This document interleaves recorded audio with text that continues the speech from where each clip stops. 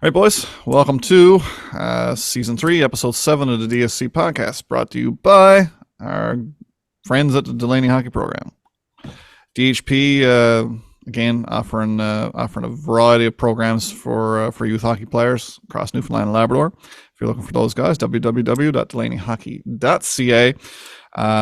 This is going to be a good one. We're right off of a 5-1 beating of Washington, which again, second period, man. Are we ever a second period team? Holy cow. Mm-hmm. Yeah. Unreal, eh? But yeah, I wouldn't call it a blowout, but it's next best thing. It was a pretty dominant performance after the first period, and a come from behind win, which makes it even sweeter. So we're going to talk a little bit about that, but I really want to get into the trade talk. I mean, everyone loves talking trade talk and potentials. Really want to dive into that. It was JT's thousands game. We're going to have to touch on that. Again, I've got a little player shout out as well for one of the local boys who's away doing some great things. We'll get into that. Outside of that, let's talk about some Marlies stuff too. I love the Marlies and the contributions we're getting on all ends. Finally, I think we tie this up. Put a nice pretty bow on it with a special William Nylander edition of Yes by No By. So yeah, without further ado, let's roll the clip. Titter tatter, let's get at her.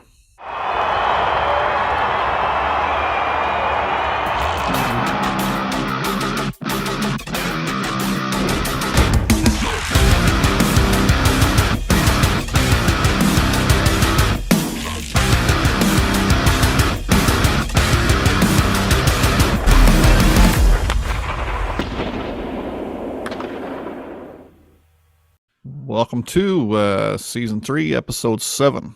Lucky number 7. This is a good one. I always like number 7. 7s have been traditionally good. Episode number 7 of the Deke Snipe Daily podcast with your hosts tonight. We've got Chad Newman, Patty Phillips, and myself, Ryan Gates. So we're fresh off of a victory, 5-1 over Washington Capitals on Sunday night. So it's nearing midnight here in Newfoundland. That's where we're based. We're not going to talk a ton about the game. It was a good game. Any game that's a come from behind victory. I don't care if they win 5-1 or 2-1. Any come from behind victory, as a Leafs fan for me, is huge because there was a dark era that people are conveniently forgetting about. Because when everyone talks about our lack of playoff success, everyone's quick to disregard the Kessel era where we hardly made the playoffs at all. And I can tell you the other sad part about that era was come from behind victories were null and void. There weren't any. I wouldn't say any, but I mean, it just wasn't a thing. Like once they got down, it was over. Like you could probably turn it off, but you're just watching them to see if Kessel scores a goal and magically gets to 30 by the end of the season. But what are your guys' thoughts on how they've been playing? I mean, we've been 2 games without Austin Matthews, which we'll talk about shortly. But we've had a couple of games since the injury. What are your thoughts so far? I mean, Ottawa gave him a good spanking for game 1 without Austin. They came back tonight. They had things put together with a lot of the call-ups, and everything's fitting in a little bit better here tonight. So I'm not too worried on the Leafs situation. Yeah, it's not a big deal. We're good. You know what? Like when the Leafs lose these days, which I don't know if this is more troubling than not, it's more out of total lack of effort. Because there's not a team that's going to match us in skill. It's like, and maybe that's the case for every game that a team loses, that it's because of effort. I don't think that's the case. But the games that we've lost recently, it's been, we didn't deserve to win it by no means. Mm-hmm. The only saving grace, and nobody would ever want a situation where Austin Matthews gets hurt. The fact that you can start moving some players up into the top 6, like Kerfoot, he didn't look too bad. That you can move some guys up and down the lineup. Probably a good thing because you kind of know we're going to finish in the 2 or 3 spot in the division. I think it probably gives Keefe. He probably sees it as an opportunity. I suspect that it gives him some opportunity to move players around and see what they can potentially look like. Also looks like they can probably showcase more players. It's knee injuries are always tricky, especially to a power forward like Austin. But I think they'll be fine. Like I'm not too worried. They've got enough talent there to get him past these 3 weeks. Yeah. I wholeheartedly agree. To me, both games without Aston is a tale of two tales. I think that they should have won. They should have won the Ottawa game. That should be a gimme. Austin Matthews or no Austin Matthews, and until a little bit later in the game, I mean, when Ottawa kind of just blew it open, it could have gone either way. But in any case, Nylander scored, which is a plus. And tonight, Nylander scored, which is a plus. Yeah. And they mentioned during the game there tonight that games when Austin Matthews is out and Willie is in the lineup, Willie has scored like a 10 out of 14 games or something. It was something. Wow. I don't remember the stat, but it was he basically elevates his game in the absence of Austin Matthews, which is what you want. So that's a key for me when you're talking about Matthews being out of the limelight. Is a guy like Willie stepping up and doing his thing, because the All-Star snub being what it is only getting accentuated with he's actually elevated his game since.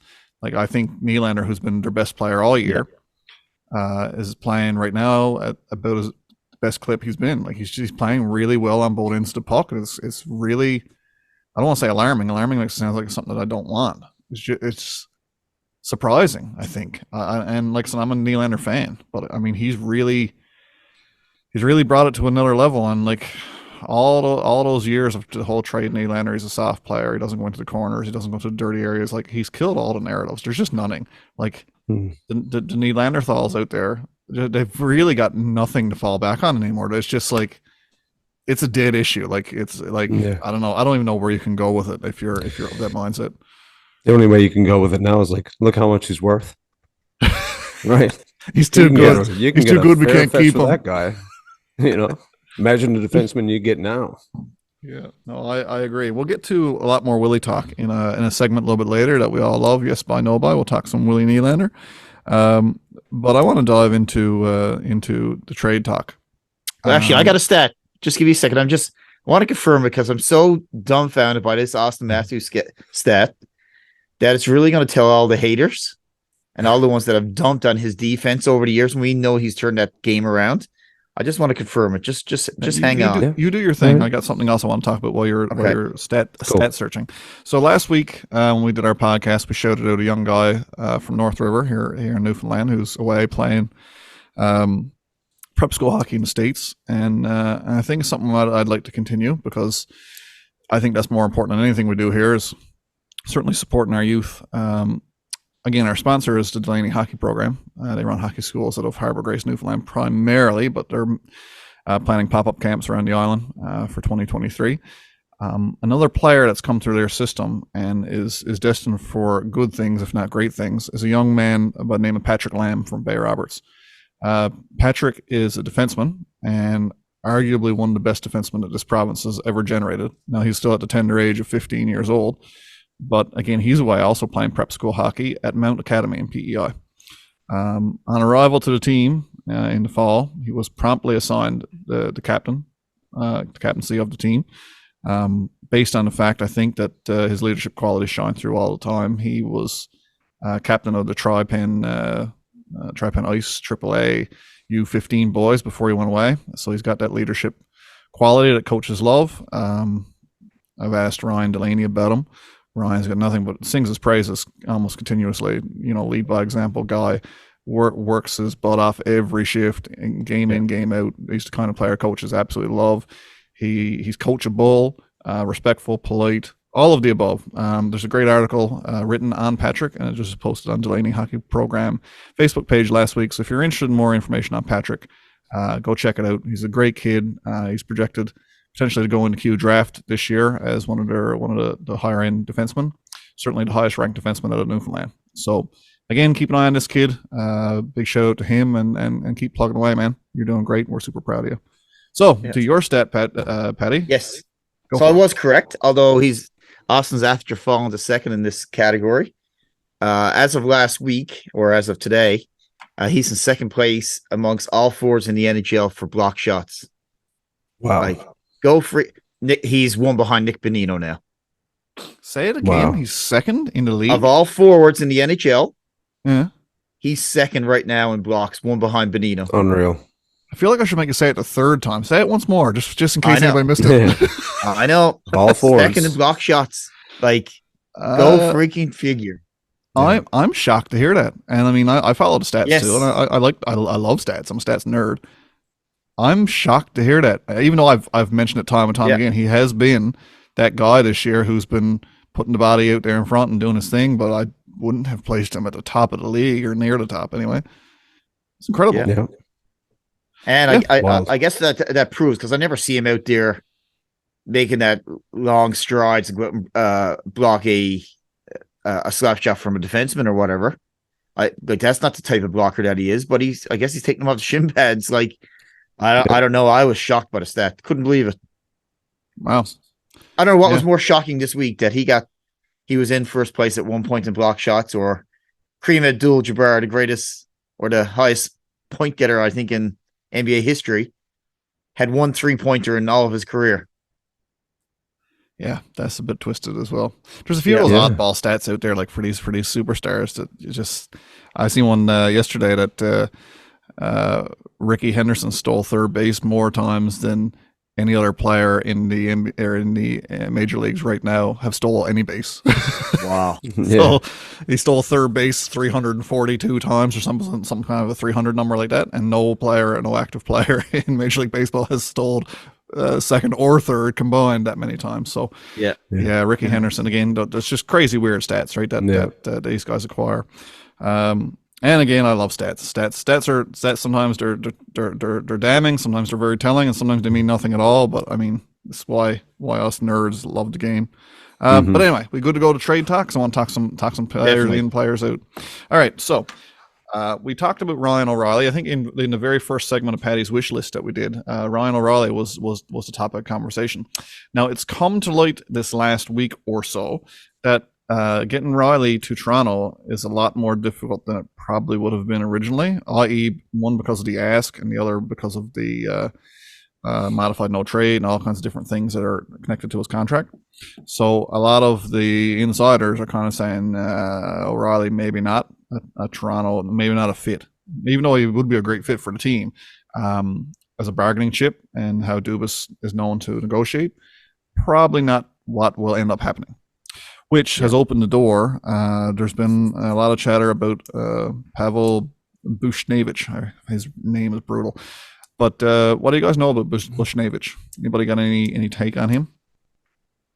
I don't know. I've heard a lot about him. Like, apparently he's a point per game player this year. Yeah. Which I think is in line with what we need, more of a scorer than anything else. Apparently he's a bit of a big kid. I don't think he throws his body around, but he's a big boy, but I don't think he throws his body around, but that's fine. And that's indicative of the European players anyway. It's not to throw them all in that bin, because that's not necessarily the case. But the European style of hockey is very much a skilled game, and those big boys who come in, they don't often, with the exception of the Ovechkins and a few others, they don't often throw the body like some of the other guys who are smaller and kind of grow up in that system. Like a big body who got some scoring prowess on the second line with Tavares, and because it's probably going to look like a player like Jaromir Krok in a way. Jaromir Krok is not small. No. I just think if you could get a player with a little bit more offensive upside, Jaromir Krok goes down to the third line. I just think it makes the team deeper. I've said before, it's not about the player that's coming in. It's about the ability of the player coming in to push other guys, probably in positions or spots or roles where there should be. To strengthen your bottom six. You're killing two birds with one stone is what you're getting at there. You trade for one player and makes your top six stronger, and then makes your bottom six stronger. So you're getting two players really for one in that situation. And I love that concept, which leads me to my next question. I touched on it briefly in our group chat there earlier in the week. The name Max Domi has kicked around, connected to the Leafs a couple of different ways because of all the different trade possibilities out of Chicago. Varying opinions on Max Domi and where he fits, and if he can actually be a top six forward, or if he's indeed a bottom six forward. But I want to get your guys' takes on Domi. I'm going to try to go first on this one. Oh, and Max, I mean, he hasn't really found a real good home. There's probably a few reasons to that. I mean, I love the guy. I love the name. I love the whole everything to do with it. But it would have to be one of those Dubas misfits bring arounds. And I would love to see it. I mean, it's great for another hometown name, and it seems like that plays a lot for what he's doing and building a team. So it would be cool. I would love to see him make it work on the ice. Would it happen? I'm not confident. I wouldn't want to give a whole lot. No, well, I mean, he has, to be fair to Max, he's turned it around quite a bit this year. Previous years, he had some injury trouble and everything else, fair enough. Like last year, he only had like 20 games, and a couple of goals. So like it's hard, the sample size wasn't there. This year, he's already got 14 goals. So he's trending towards putting up 30 this year. So it's not that he can't do it. And he's on a really, really crappy team, right? So I wonder if, he got 35 points in 45 games, I think was last time I checked. And, while that's not a point per game player, that's certainly effective numbers if he's on your third line. And there's always the John Tavares effect. What happens if a guy like Max comes home to Toronto, gets inspired, gets a bit of fire in his belly, is playing with Marner and Tavares, because he's that, what I like about Max Domi, he is that agitation, getting the greasy areas dirty, just kind of annoying. I really love that style of player. I think he's Michael Bunting with more offensive upside. That's my true. And definitely toughness. Oh no, he's tough as hell. So the Domi name is enough for that. I think what it is. Like, I love that. I don't know if I'm trying to talk myself into Max Domi or not. I have no idea because I really loved his dad. Right? I mean, I was a huge fan of his dad. Still is. I mean, Ty will always be one of my favorite Leafs of all time. And I don't know, man. If they're going to trade for somebody who they could get relatively cheap, and they're saying Max Domi is not going to be an expensive get, like they're expecting Domi to go for like a third round pick. I'm like, yeah, did throw a flyer at it all day long. Definitely. Right? He got a $3 million hit. He does. I don't know. I get the sense that if his last name wasn't Domi, we don't even talk about him because you know what? That's I think there's a lot more Max. There's a lot more Max Domis in the NHL. I think everybody's always tried, and I was as well, trying to make him out to be more than he is, and he's really never been a great player in the NHL. My problem with him is similar to my problem with Kerfoot. I don't know what type of player he is. Is he a top six? I know Kerfoot's more of a bottom six now. Is he a top six or a bottom six? Is he a tweenie? I don't know what he is. Listen, I mean, you can say an underachieving top six or an overachieving bottom. Yeah. I mean, I'd rather take the chance on him in the offseason. I don't know, because a $3 million hit, you have to even retain 50%. They're not going to retain 50% on that contract because they're going to have to retain 50% low risk. on it. You can only retain 50% twice in a season, right? If I'm not mistaken, is that right? I feel like that's the rule. I think. Anyway, something like that. So my point being is that if they're planning on shaking up Patty Kane and or a Jonathan Taves, that's the contracts they're going to have to retain on. So if you're only allowed to do it twice, then yeah, it's gonna get awful dicey, awful quick, right? You're probably not going to look at Chicago retaining much, if anything, on a Max Domi contract. So in that situation, I think you'd see like a Kerfoot go out and a Domi come in. Plus, and I don't know if I'd make that swap. I don't know. I'm not a Kerfoot fan. I'm not. I'm not either, but I don't know if I'd make that swap. You know what you're getting. Yeah. You know exactly what you're getting. I don't know what the upside is. And you can work with that. Well, the upside for me is that we have had great success with the Michael Bunting, Zach Hyman type players playing alongside our stars. Like Michael Bunting is not a top line forward. I don't care. Nor is Zach Hyman. And people are going to say, what do you mean Zach Hyman's going to score 40 this year? I'm like, yeah, I know. Well, I could probably score 30. I only got 3 games of high school hockey under my belt if I was on the line with McDavid. Right? So my point being is that these guys, they're just like those complementary pieces to like the Chris Kunitz in the Crosby era, those guys who are just amazing supplementary players to the stars. And we've had great success, and it's a proven model to work certainly under Keefe's systems. Keefe's systems is what we got to work with, and under his systems, the Hymans and the Buntings excel. Go in, get the puck, get dirty, get greasy, get in front of the net. I mean, Max Domi can play net front on the power play all day long. He got all kinds of finish if he needs to. So I don't think Kerfoot is that player. If that is not needed in your top 6 for any number of reasons, somebody else steps up. Domi can fill a bottom 6 position, I think, better than Kerfoot as well.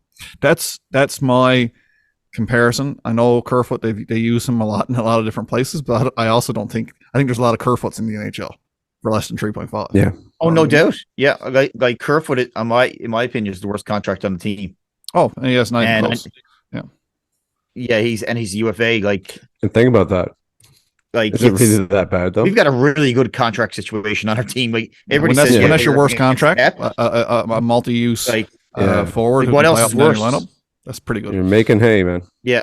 I don't know. I just, if they're making a move, if that was the only, I don't think that would be the only move. If they were to swap out, say, Kerfoot for Domi, whether it be directly or separate trades, and that ends up being the 2 roster players to swap, I would be disappointed. I'd rather go for that score. The other player that's been linked is Jake McCabe, right? Mm-hmm. So that's another interesting add on the back end, right? So if you're talking about players and packaging people up and all that kind of little cram, I don't know. Anyway, like there's a ton of possibilities out there. I'm not. Again, I don't know if I'm trying to talk myself into Domi just because I want to buy the sweater, because I will 100% buy the sweater if it's only for 6 games. I will, because I always wanted a sweater when I was younger and I never got one. And I'm like, you know what? Getting the sweater. So maybe I'll get the sweater anyway, maybe even if he's not traded, I don't know. But if he come back and wears old man's number, it would be, I think it would fire him up. I think it would just fire the fan base up. I think he'd get out there, he'd get a few scraps, a few tussles. Oh. I'd have low expectations going in. One player, I don't know if I'm going to get axes thrown at me now, is I'd love to see on the Leafs because I think he would have much more upside, is Josh Anderson. Yeah, but you're not getting him, right? I don't know. The rumor is that they were already offered a first-round pick for Josh Anderson and turned it down.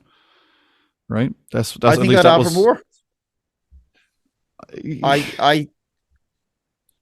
He's a skill set. He's got the characteristics of a player that we don't have right now.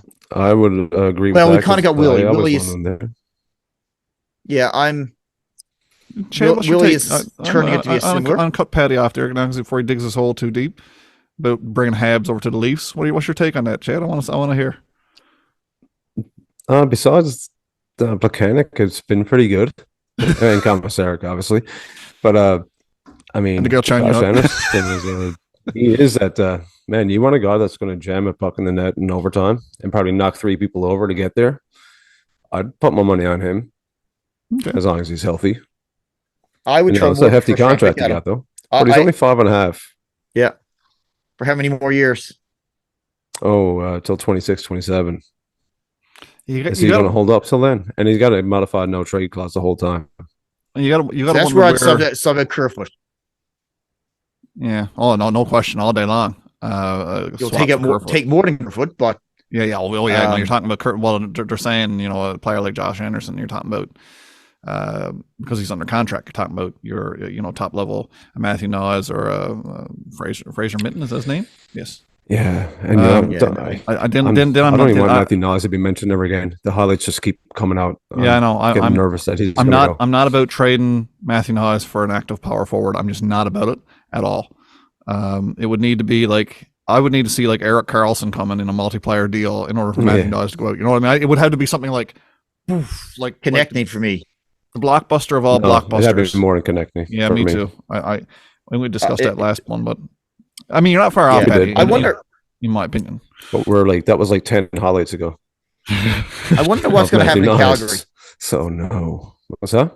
Is there an opportunity to get anybody from Calgary? That team has been garbage the whole year. I just had to drop Markstrom reluctantly from my pool, but that team, I don't know. Who would you want off Calgary? It's a lot of money. Well, Weegar and these guys, their contracts are so big now that. You wouldn't want those guys, but like Shillington, those guys, like, I was thinking as well this week, and it never comes up, but now Raleigh, maybe this goal tonight gets them on track, but wouldn't kill us to have a bit of a power play specialist either. I know that's Karlsson, but is there somebody else out there that we bury in the 5th, 6th pair, but that's our power play guy. I don't know, but yeah, his name's Timothy Liljegren. I don't know why he don't get a shot over some of the bums that we've got out there. Yeah, you're not wrong. He's turned out to be one of my favorites.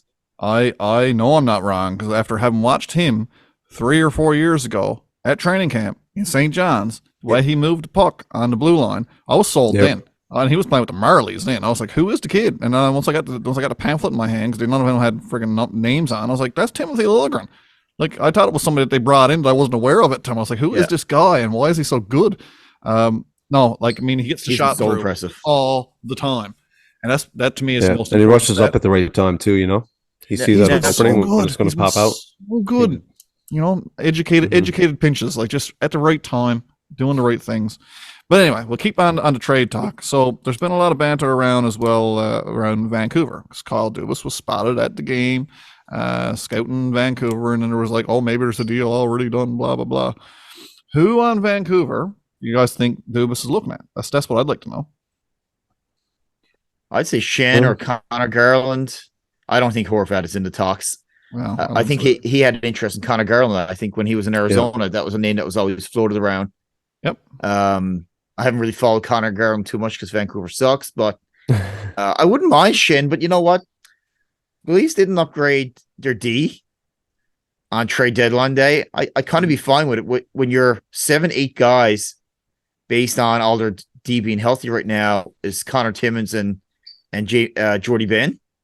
I fully expect Dubas to make a couple of moves for the D that are so low key it's not even funny. Like when they brought in Buddy the other year and he was from Vancouver. Remember what was his name? Oh God, Ben Harper. Yeah, something like that. Anyway, he didn't even play. But my point being is that what they did was bolster the depth. He played. Did he? Mm-hmm. Played a couple games, did he? I Ben can't remember. Harper did. Anyway, that Ben Harper came from Anaheim. Yeah, I can't remember. But anyway, the guy that they brought in, he was decent. His name almost came to me then. Like who's Shannon upgrade over? I don't know. Corrado. I don't know if he's not upgrade over anybody. That's part of my problem, right? So like, yeah. Again, if they're making those kind of moves, I think it's only going to be like just to shore up the depth, such that when so and so goes down injured or this one goes down injured, we're not stuck flying somebody up for the Marlies from their first game in the playoffs. You know what I mean? And we've got a few of those guys in the system already. Jordy Ben, he's not a lock to start the playoffs by any stretch. Victor Mete, not a lock, but these guys are good players, right? So that's all I'm expecting him to do on the back end. I'm not looking for anything earth shattering. I do expect him to get a top six forward. Bo Horvat is going to be way too expensive. Dubas is not into that. Besser probably. Besser would be. I'll be shocked if he don't go to Boston. Yeah, Horvat. Yeah. I wouldn't be afraid of or turn down a. I don't love Besser. I just don't know enough about him probably either. But a Besser plus Shen package. Oh yeah, no, I can easily see you're doing Vancouver a bit of a favor too because I think Besser still got a bit of a contract there. Yep.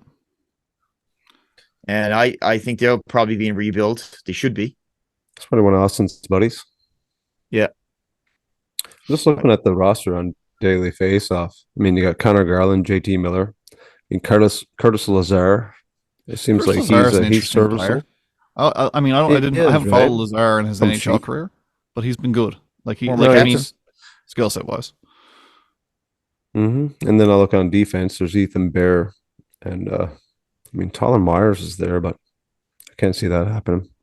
Apparently, Ethan Bear has been very good in Vancouver. Yeah. Well, I mean, if you're looking for your power play specialist, Oliver Ekman-Larsson is there doing nothing. So, yeah. I'm fine with him staying there too. That contract still got to be huge, and like even in San Jose, like Myers been.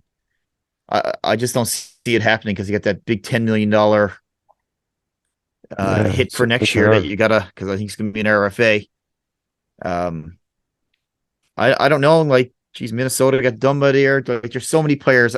I don't unless the Leafs are upgrading in their top four on their D. Mm-hmm. I don't think there's a player that's gonna remove. I wouldn't be surprised Sandin don't start the playoffs. It's Jordy Ben over Sandin. Man, Sandin's had a rough second half already. Yeah, I don't know if it just gets pushed out. It's really hard to say with him. I'm at a bit of a loss. I'm not totally impressed. Liljegren is after just jumping over him in spades. Like, I wouldn't be surprised. Sandin is watching and Jordy Ben is playing. I just had a look. You mentioned Wouldn't Tyler surprise me. Myers. Tyler Myers is sitting 2 more years at $6 million per. Well, this year and next year. So 1 more year, Tyler Myers is what you would get. So you're not trading a farm for him. Outside of that, they got no one on defense that you'd really strive to go after other than Luke Shin. The other guys there. Travis Dermott is there. You want Travis Dermott back? No. No, me either. They can keep him. Would you get Josh Anderson and Edmonton from Montreal? I don't know. God, I hate that whole. Anyway.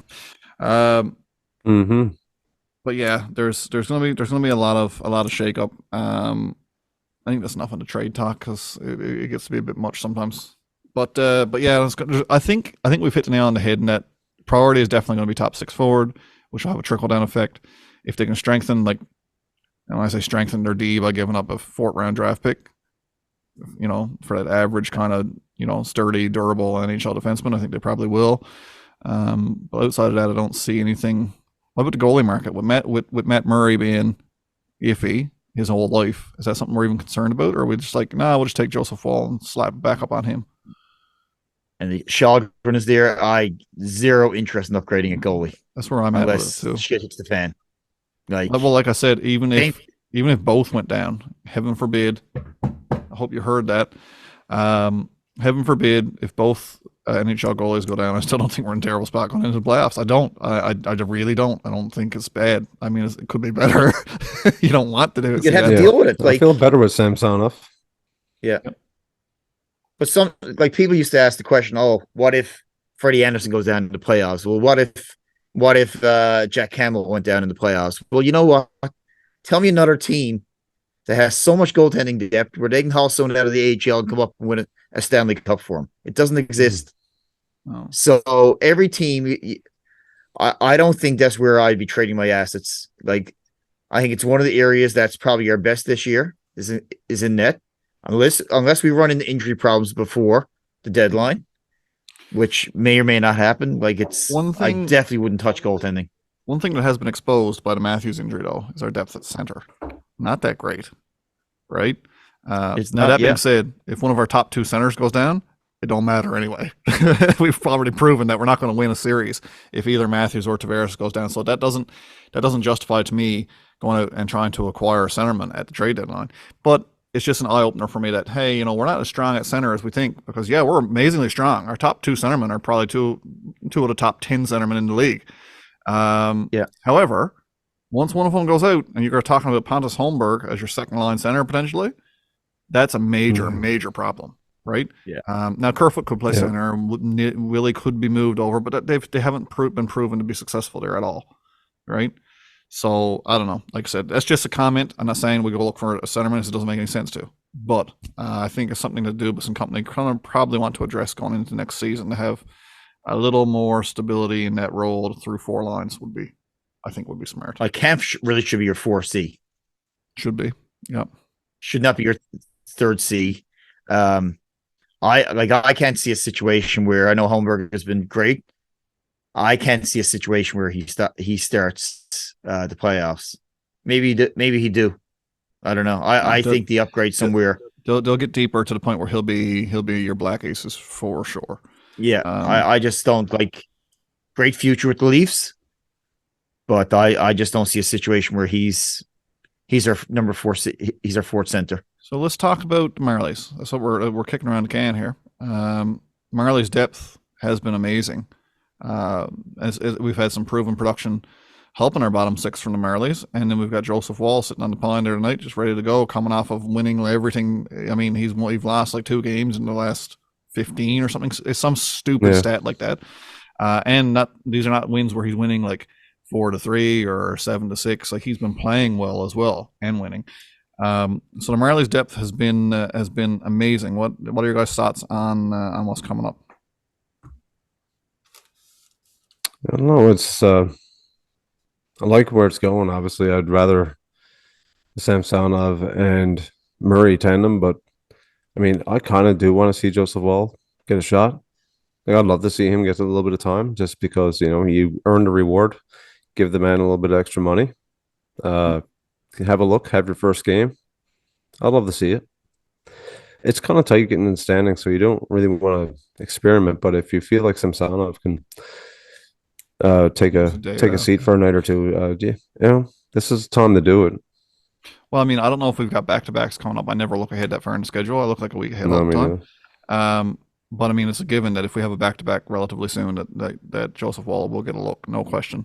And I'm of the same mindset. And maybe it's back to the Domi factor where I just like certain players. But Wall has been around so long in the organization. I mean, they drafted him.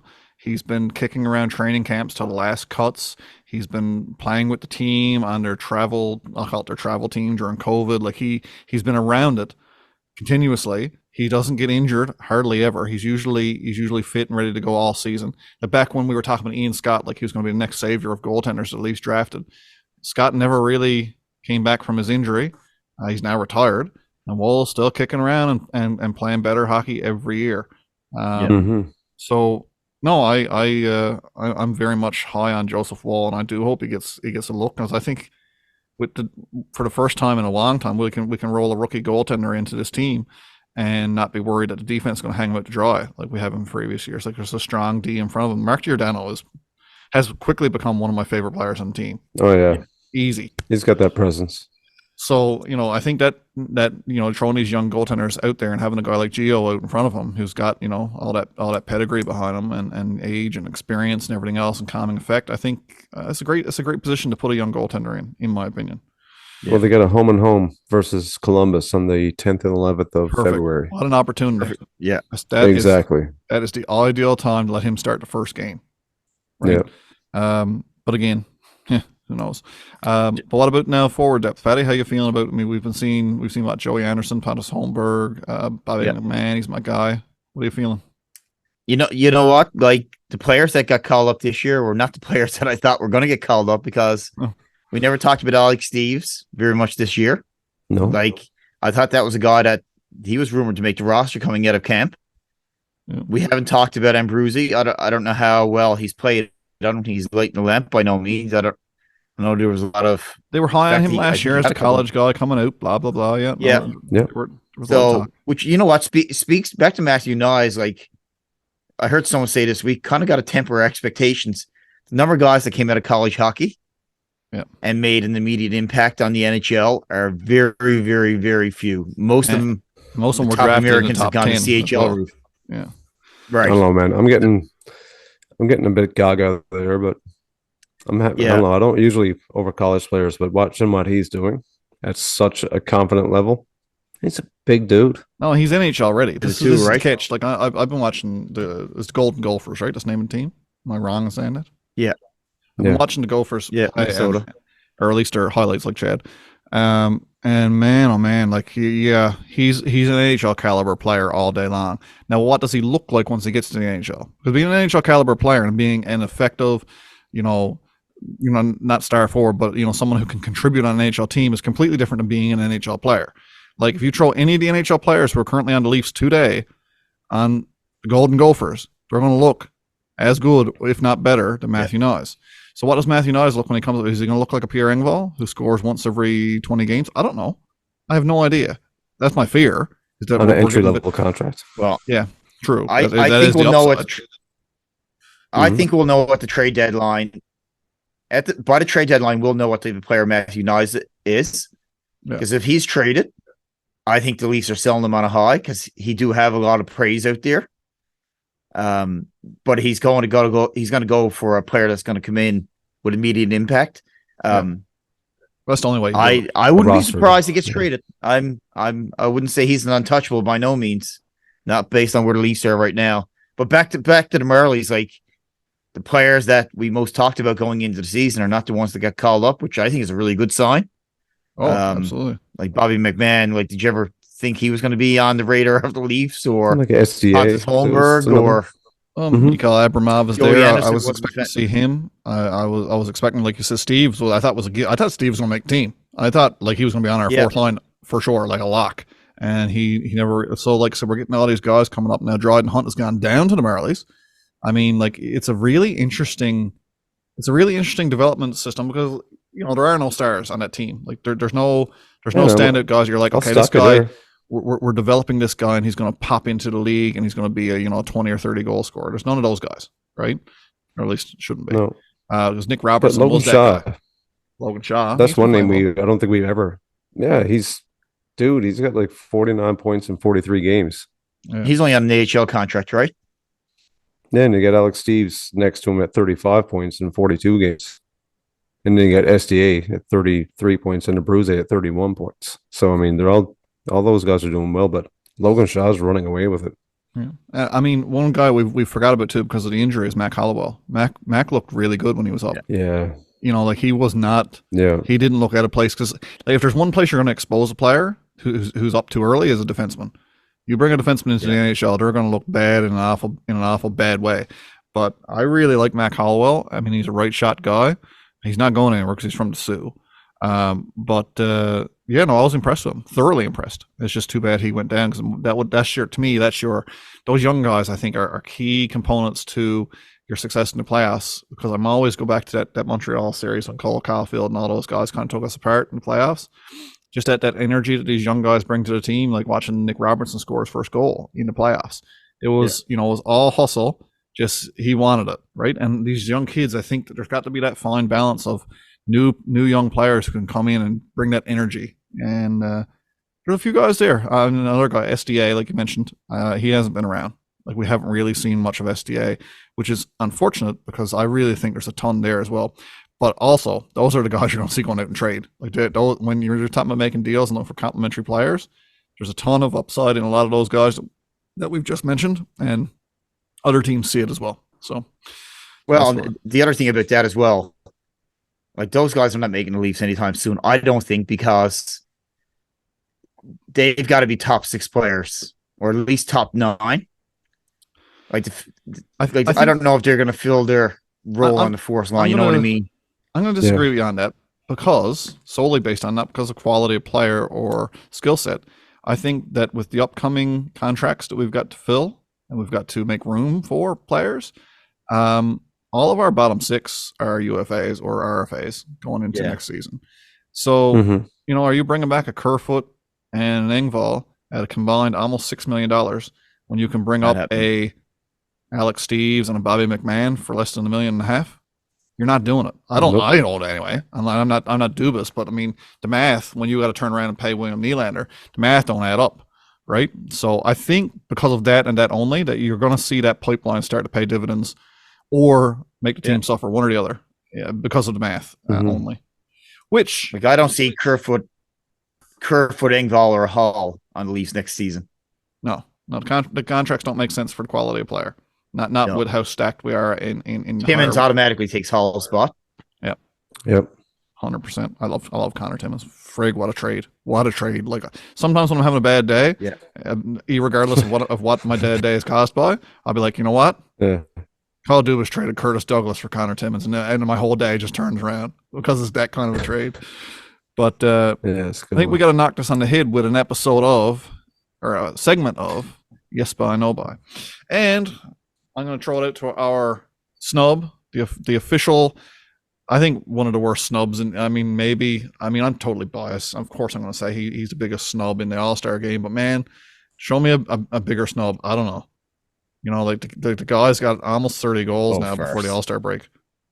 It's crazy. I wish they changed the name to not All-Star game. Like, I don't know what the name would be, but Fans Choice Game. Obviously not. It would be a very complicated name, like Fans Choice of, as long as you can have one player from each team on the league, and it can't be all Canadian teams, and it'd be such a long word that it needs to be All-Star team or All-Star game. It's just highest jersey sales team. Yeah, from each team. Yeah, that's what we all want to see, though, right? Like when Matthews was when Matthews was ruled out, I was like, okay, that's a great opportunity for him to roll Willie in, same team, right? And they rolled Barkov in. I'm like, how is that even possible? Barkov only got half the goals Nylander got, and not as many points. But because I thought of it after, because it's being hosted in Miami.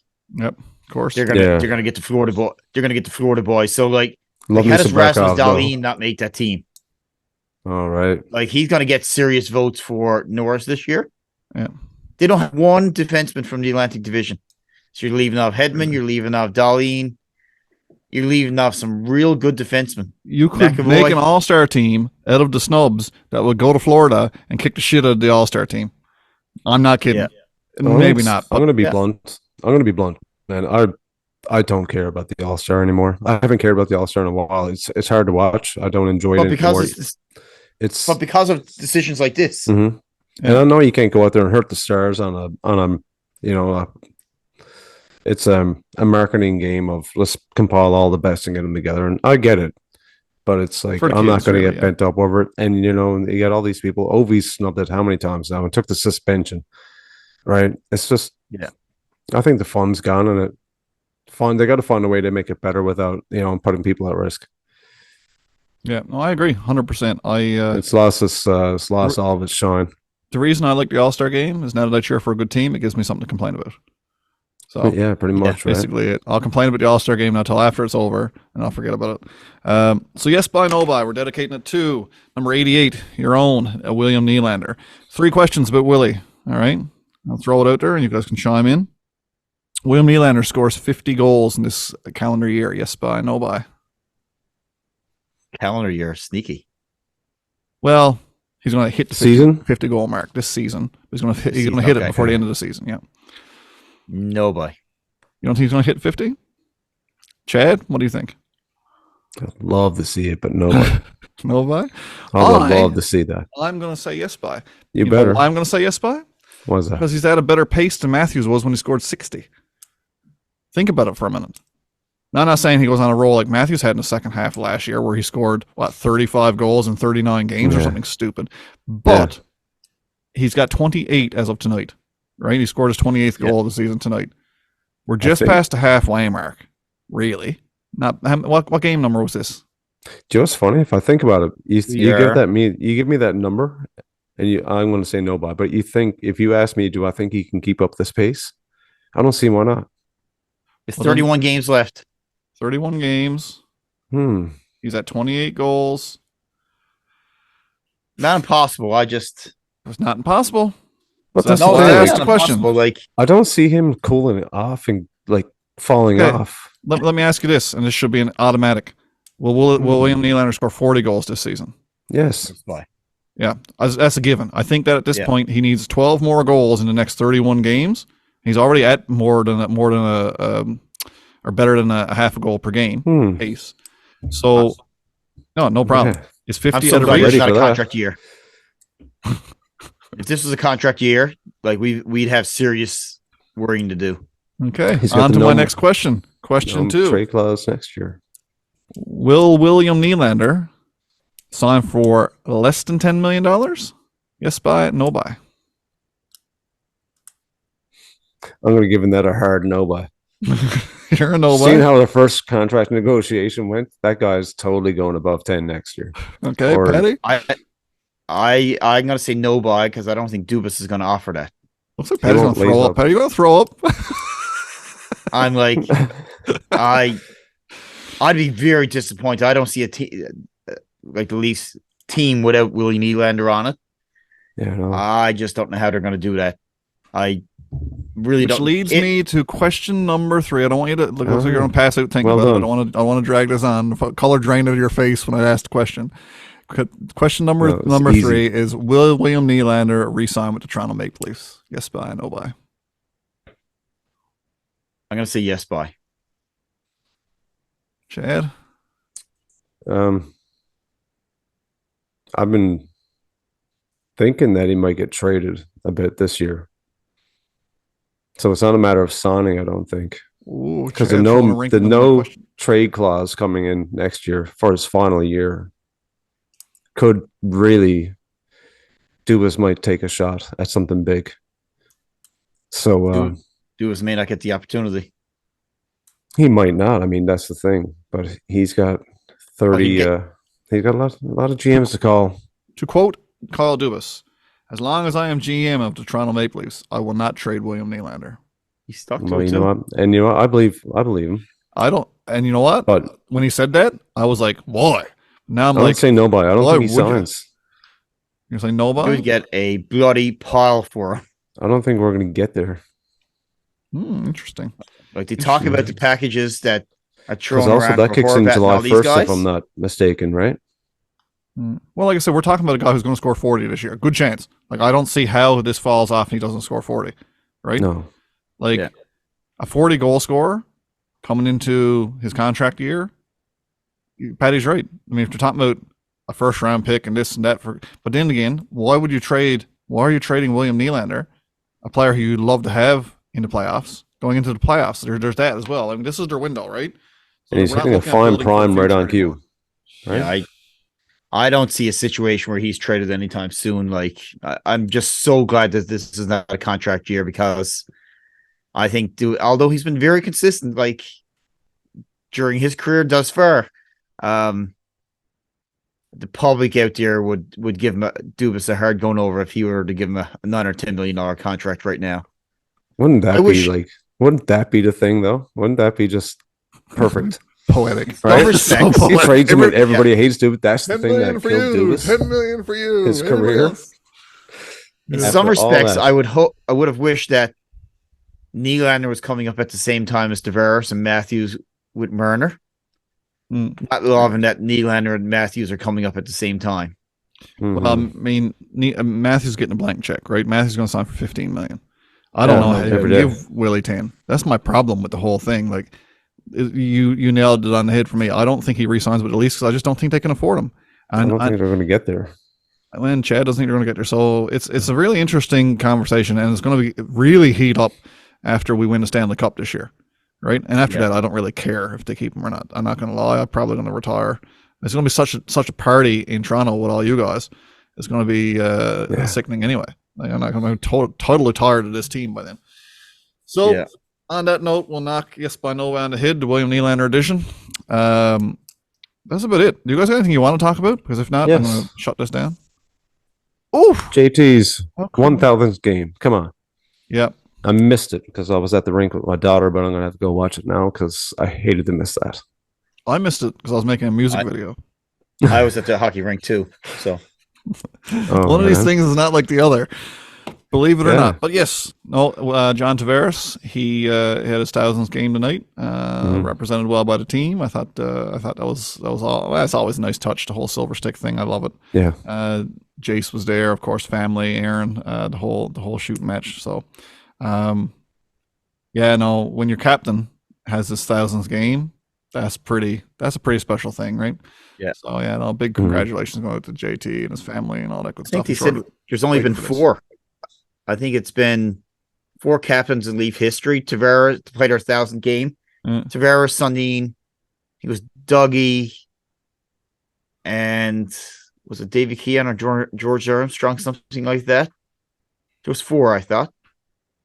But to be still playing at such a high level at 1,000 games, eh? I mean, John Tavares has been around forever. He's been in the league and playing 82 games a year since he was like 18. But to be still playing at a level where he's our number 2 center, that's only on the Leafs.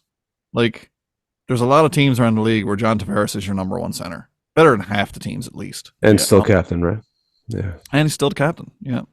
I mean, obviously, if he was in Edmonton, he would have had to upset McDavid for the captaincy, which wouldn't have happened. But there's not a lot of other teams where he doesn't get the nod for the C if it comes his way, if there's not an already guy, in place. So that was all talk. Was Morgan Riley going to get it? Was Austin Matthews going to get it? And I think that the Leafs did right. I think that they gave it to the guy who was most experienced and, handled the media the best and all of the above. So, no, I don't know what that guy could have done different, because he still gets a lot of flack. Sundin took so much flack back in the day.